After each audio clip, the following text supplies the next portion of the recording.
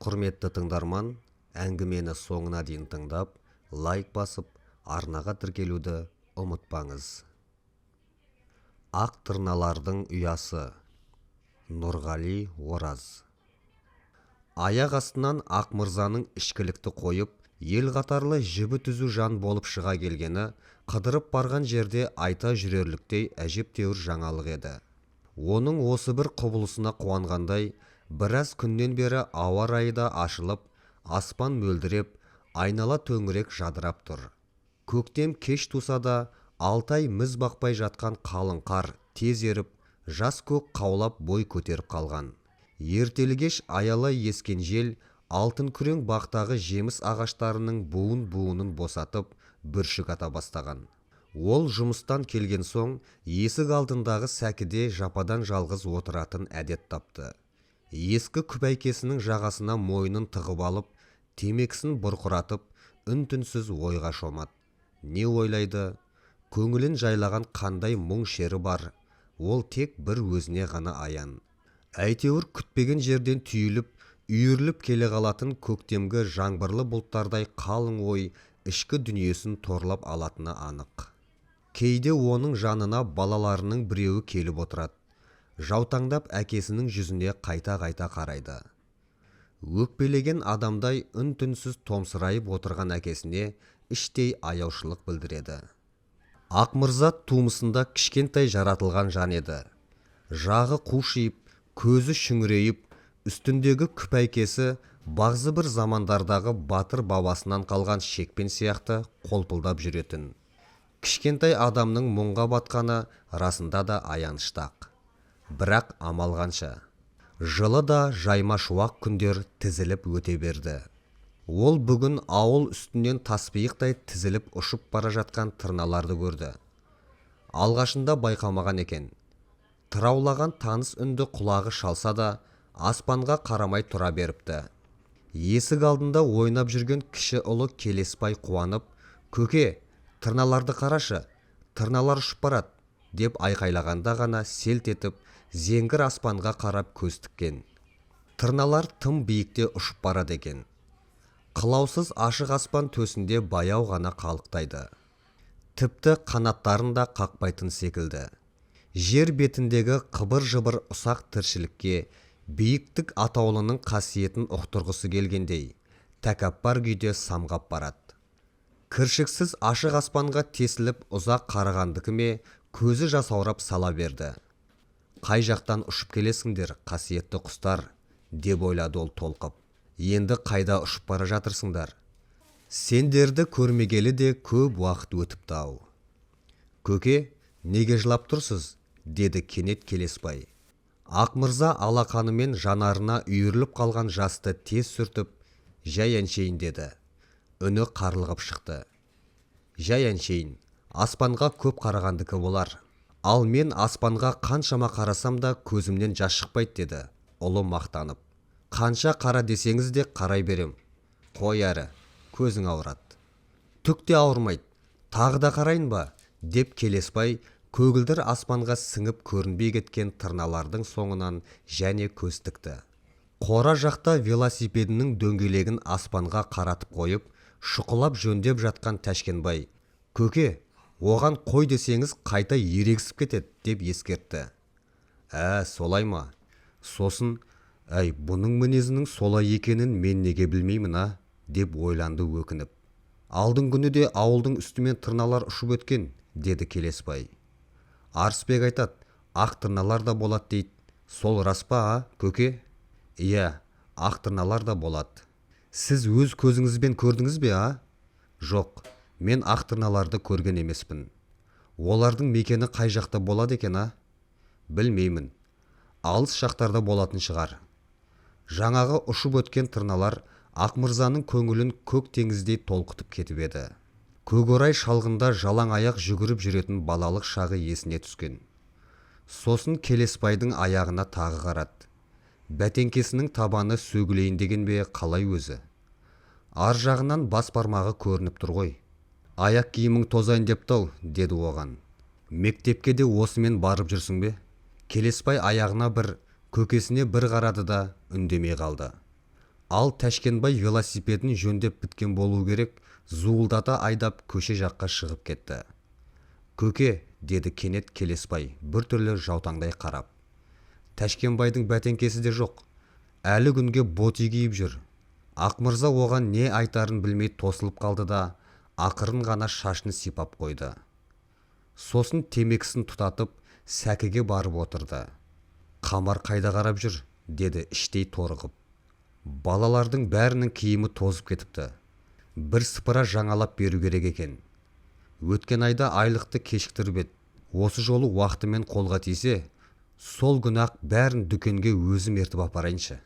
Сөйтіп ойлауы мұң екен, арқасынан бір ауыр жүк түскендей жеңілдеп қалды. Іштей айлық алатын күнге қанша уақыт қалғанын есептеді. Әлі біраз күту керек екен. Ақмырза гаражда механик болып істеуші еді. Жалақысы жаман еместі. Бірақ бұрындары соның қаншасын үйге әкелетіні, қаншасын ішіп қоятыны есінде жоқ. Әйтеуір айлық алған күні аяғын әр жерден әлтек-тәлтек басып, әрең келіп, босағадан аттай бере құлап жүргенде Қамар күйініп, енді қайтып бірге тұрмастай болатын.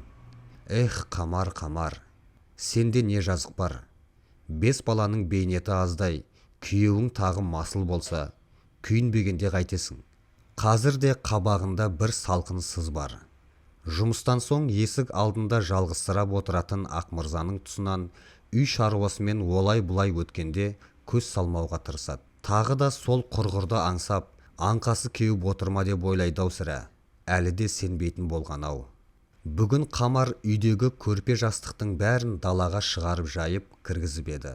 Содан ба үй іші жаңарып қалғандай тап-таза, күн шуағына малынғандай әдемі бір қалыпқа еніпті.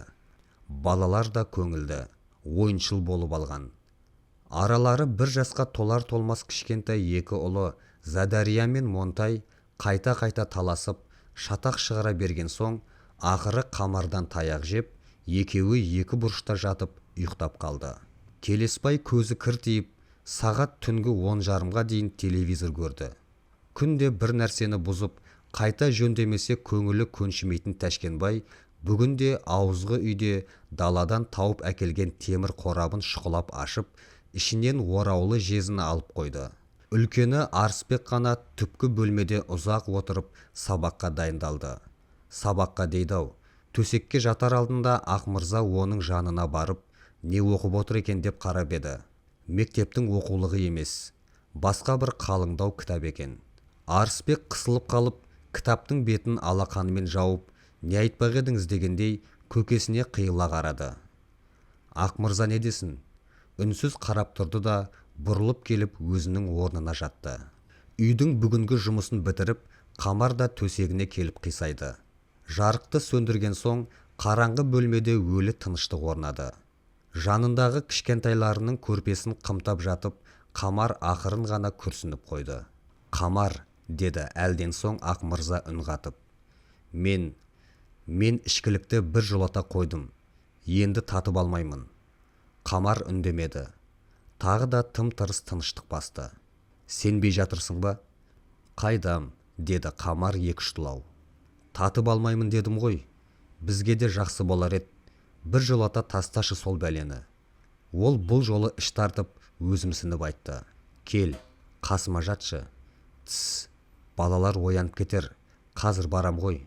Екеуі көптен сағынысып қалған жандардай жылы төсекте тәтті табысты. Қамар күйеуінің иығына басын қойып жатты.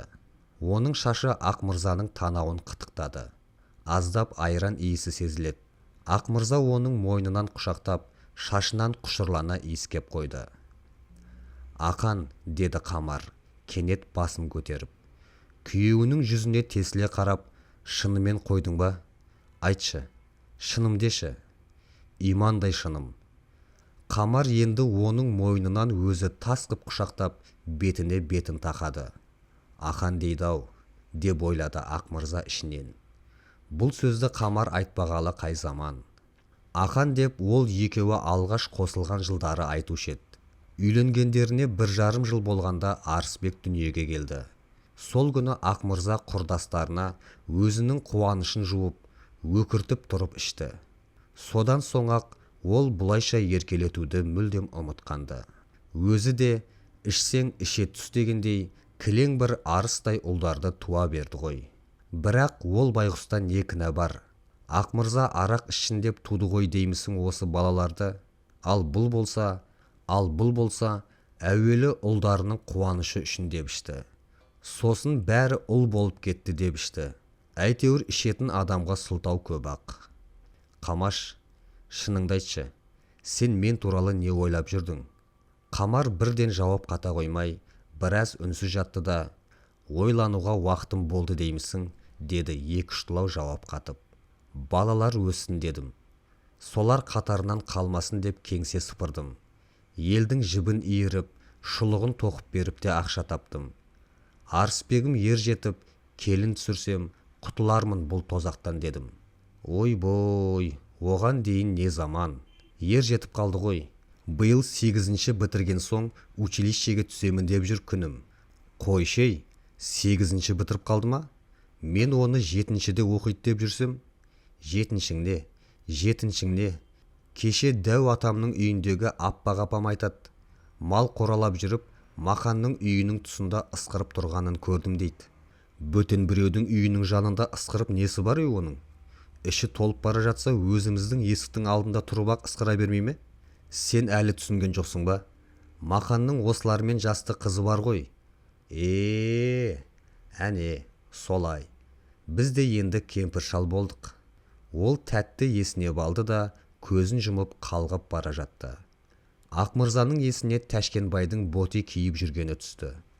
Қамар, Ақамар, деп әйелін иығынан түртті. Балалардың үстіндегі киімі тозып кетіпті ғой. Айлық алған күні бәріне бір сыпыра киім сатып алайықшы. Кімге не керек, соның бәрін ертең маған бір пара қағазға жазып беріп қойшы. Қамар үн қатпады. Басын Ақмырзаның иығына сүйеген күйі алаңсыз ұйықтап кетіпті. Ол көпке дейін кірпік айқастыра алмай, қараңғы үйде көзі бақырайып жатты да қойды. Тәшкенбайдың боти киіп жүргенін, Арысбектің ер жетіп қалғанын ойлады. Енді Мақанның орта бойлы, дөңгелек жүзді келіншегі көз алдына елестеді. Қыз бала шешесіне тартып туады деуші еді ғой. Сөйтіп жатып, көзі ілініп кетті. Алма ағаштар түгел гүлдеді.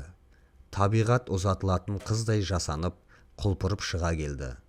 Олардың біраз жылдан бері жөндеу көрмеген ескі тамының өзі де әппақ гүлдердің арасынан әп-әдемі болып көрінеді. Келесбай пысықсынып күнде сыпырып жүргендіктен ауланың іші мұнтаздай. Апасының мақтағанына көңілі өсіп, бар ынта-шынтасымен істейді жұмысты. Үй ішінде бұрын соңды болмаған бір көңілділік бар. Бүгін Ақмырза жұмыстан, Тәшкенбай сабақтан келе сала, екеуі мал қораның қиын ойды. Әкесі күреп, қол арбаға салып беріп тұрды. Ұлы танауын пысылдатып, қайта-қайта тартып қойып жүріп тасыды. Ал кішкентай Задария мен Монтай да көздері күлімдеп, жымың-жымың етеді. Бірақ Тәшкенбай жұмыс істеп жүргенін білдіріп, сабыр сақтап үндемей тұра берді. Қиды апарып төгіп келген соң ғана, көке десе, Арысбек шибарқыт шалбар алсам ба деп жүрген, деді мұрнын бір тартып қойып. Аламын десе алсын. Ол 100 сом тұрады ғой. Мейлі, 200 сом болса да алсын. Көңілі соны қаласа, өзі ұнатса, кисін де жүрсін.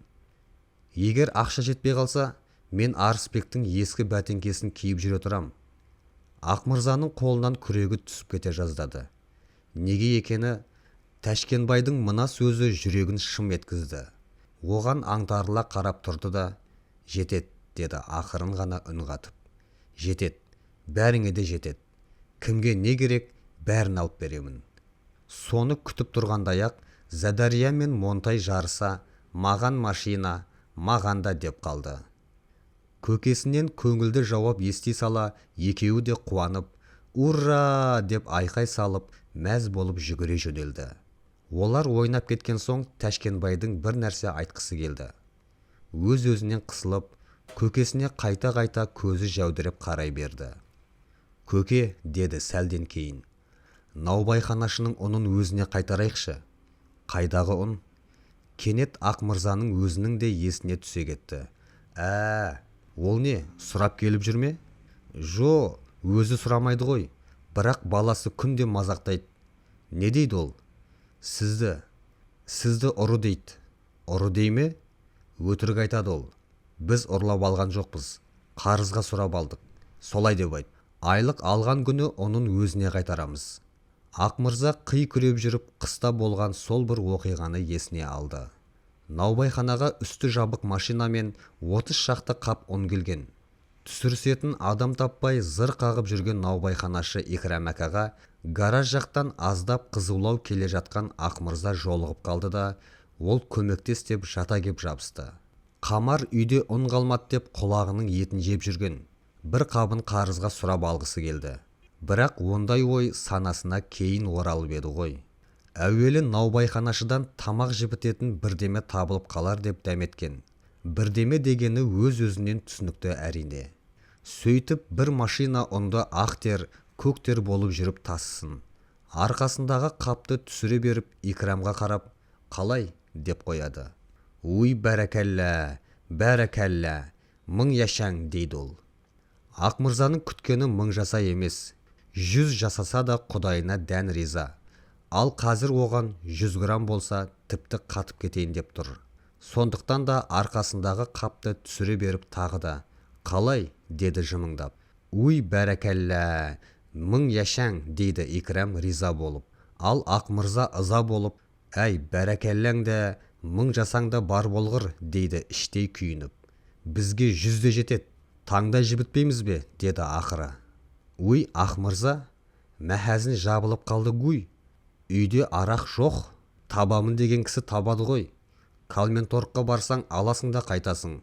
Ауылда арақты 15 сомнан үйінде жасырын сататын Қалмен деген кісі бар еді.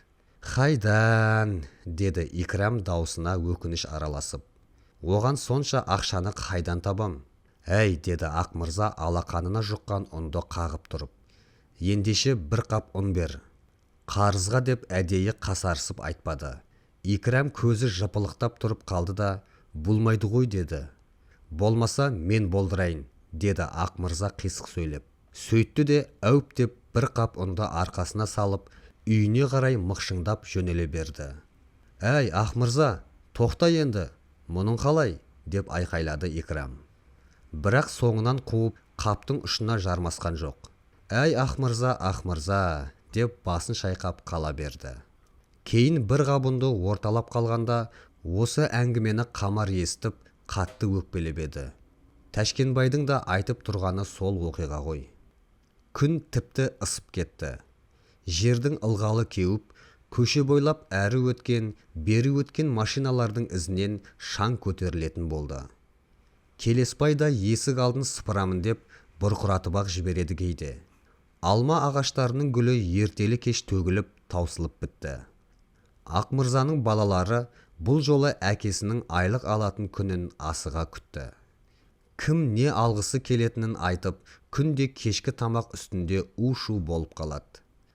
Бір парақ қағазға дүкеннен алатын нәрселердің тізімі жасалды.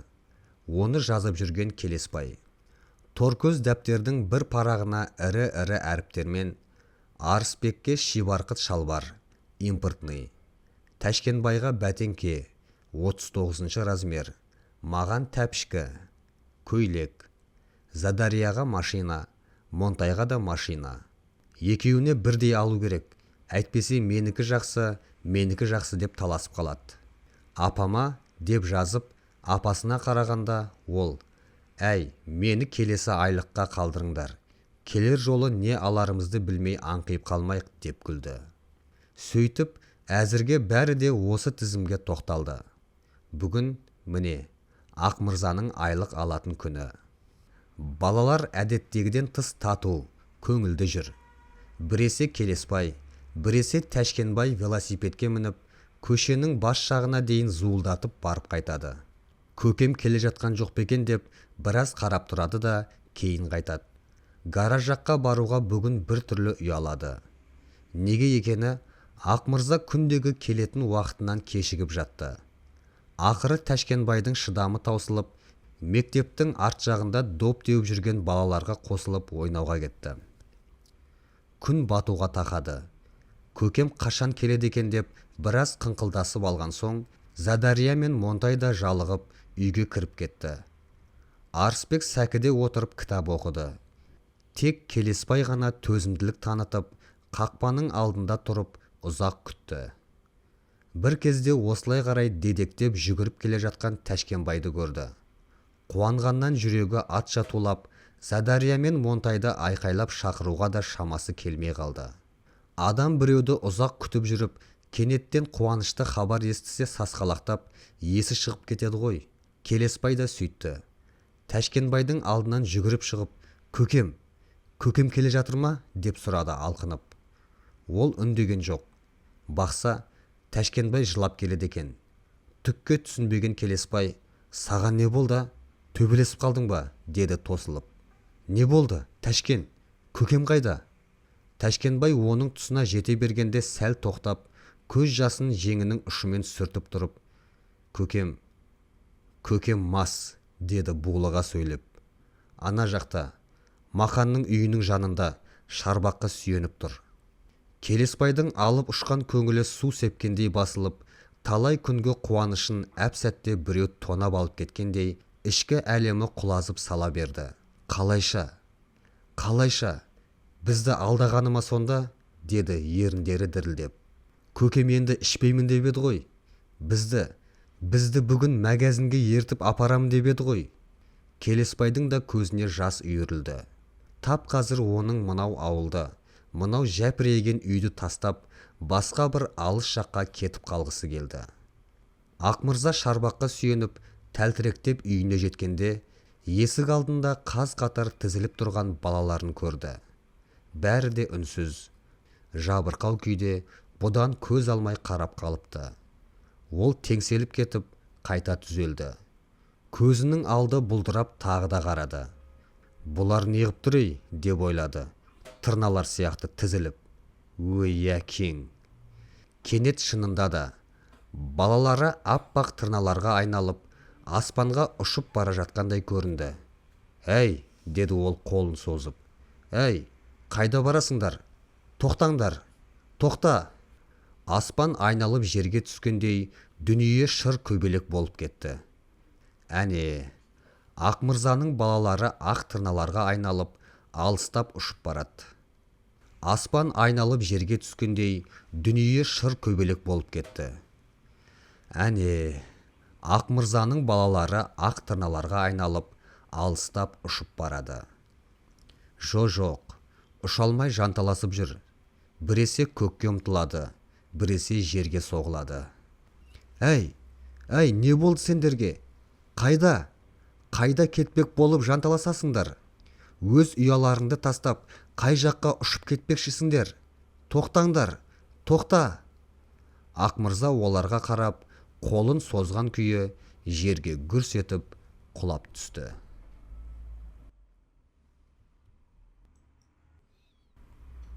Құрметті тыңдарман, арнаға тіркелуді ұмытпаңыз. Бұл сіз үшін оңай, ал мен үшін үлкен шабыт.